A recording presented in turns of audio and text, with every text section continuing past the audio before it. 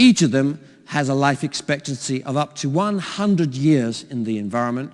They need no battery or power source externally because they are powered by the electromagnetic radiation in the air that we breathe. It's a new way of thinking about distribution. It means absolute consistency every time. It means total knowledge, up to 70% reduction in theft losses. Look at these kind of metrics. They are incredible. 40% increase in warehouse efficiencies. That's quite typical of my clients who have used this in the last 18 to 24 months. CK, I think you've been wishing they had RFID technology on your bags.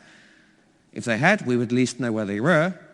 We'd be able to work out every container, not just the containers, but also to micromanage every cubic meter inside every cardboard box.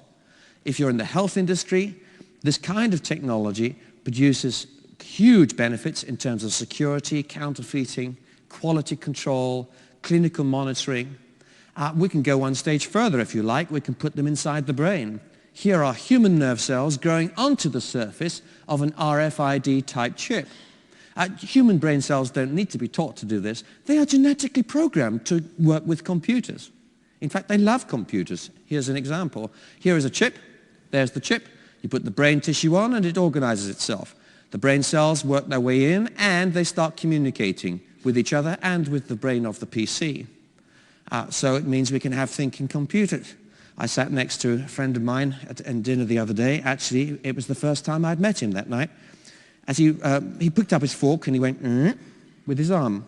Then his hand went round. He spun his hand round twice, 3 times, 4 times, and then spun it back again.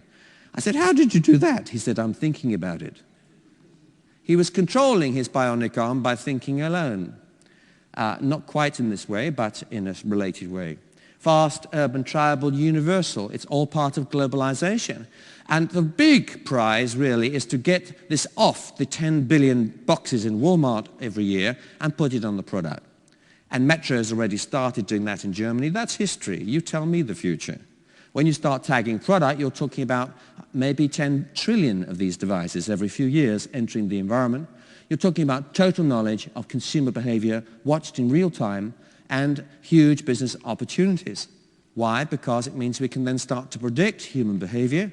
We can watch product moving around the store. We can see the kinds of decisions that people make. And as we do, we get an emotional reaction. Why? I said, the future isn't about technology. It's not about RFID. It's about emotion.